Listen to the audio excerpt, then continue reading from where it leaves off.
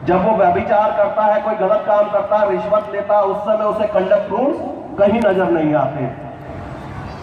हर व्यक्ति की जरूरत है समाज को, जिसने जो भी समाज से पाया है उसको कुछ ना कुछ वापस लौटाए। और बाबा साहब ने कहा था कि 5% अपनी इनकम का हर व्यक्ति समाज के ऊपर खर्च करेगा, मिशन पर खर्च करेगा।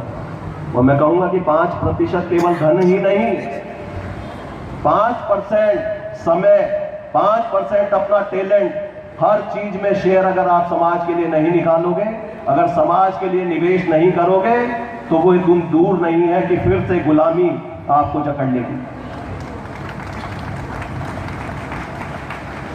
भारत के संविधान की समीक्षा की बात की जा रही है, आरक्षण की समीक्षा की बात की जा रही है, और जवाब बिहार ने दे दिया। साथियों, जब भी आरक्षण पे कैंची चलाने का काम किया जाएगा, मैं बार बार यही कहता हूं कि आरक्षण नहीं मांगा था बाबा साहब ने। बाबा साहब ने तो अपने सच्चे प्रतिनिधियों का निर्वाचन मांगा था। अरे आरक्षण नहीं है, आरक्षण समाप्त करो। मैं तो कहता हूं आरक्षण को सेपरेट इलेक्टोरेट चाहिए, उसे दे दीजिए। आरक्षण के ऊपर कैंची चलाने में हमारे लोग भी पीछे नहीं है। जब लोकसभा में बिल जाता है तो हमारा बहुजन समाज का व्यक्ति उस बिल को पकड़कर फाड़ देता है। जब आरक्षण के बारे में बहुत से नेता, एक शांति स्वरूप है, वो कहते हैं कि अब आरक्षण की आवश्यकता नहीं है। वो घर के चिराग भी जब कहने लगे कि आरक्षण की कोई आवश्यकता नहीं है, तो क्यों नहीं एक जनरल सीट से लड़के चुनाव लड़के वापस आ जाते लोकसभा के अंदर। इस समाज को आरक्षण नहीं, प्रतिनिधित्व की आवश्यकता है, जो कि हर स्टेज पे होना चाहिए। आज आपने देखा कि बहुजन समाज के खिलाफ ऐसे ऐसे डिसीजन पारित कर दिए, जजमेंट दिए जा रहे हैं जो आरक्षण पर कैंची चला रहे हैं। कुछ जाने पहचाने ऐसे न्यायाधीश हैं जो जानबूझकर ऐसे फैसले दे रहे हैं जो डिमोशन हो जाए। उत्तर प्रदेश में हजारों लोगों को डिमोट कर दिया गया, चीफ इंजीनियर को जेई बना दिया गया, एक डिप्टी एसपी को हवलदार बना दिया गया, उसी ऑफिस में उसको काम करने के लिए मजबूर किया गया। साथियों, ये स्वाभिमान के साथ खिलवाड़ नहीं तो क्या है?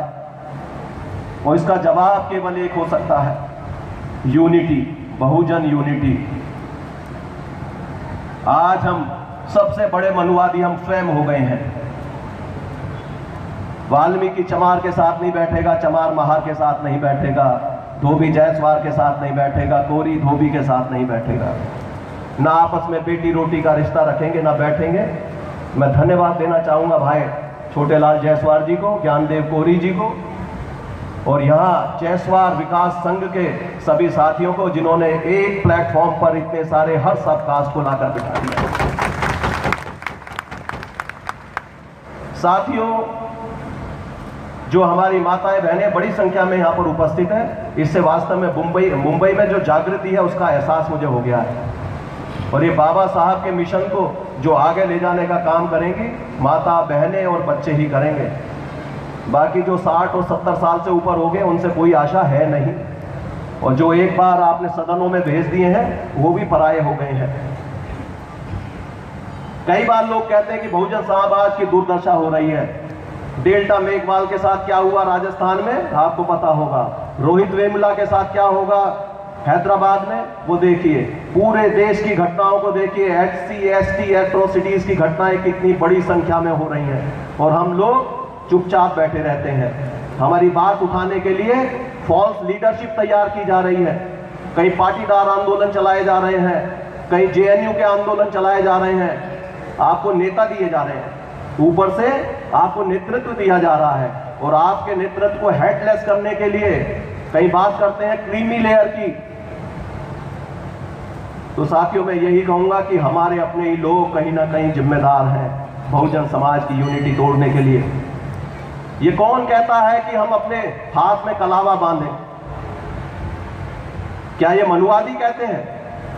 कौन रोकता है कि हम अपने ड्राइंग रूम में बाबा साहब की या बुद्ध की तस्वीर ना लगाएं? क्या कोई मनुवादी इसे रोकता है? कौन रोकता है कि हम अपने मोबाइल में बाबा साहब के गानों की टोन ना लगाएं? बिंदु जी ने बड़े अच्छे अच्छे गाने यहां पर गाए। मैं तो कहता हूं कि कॉलर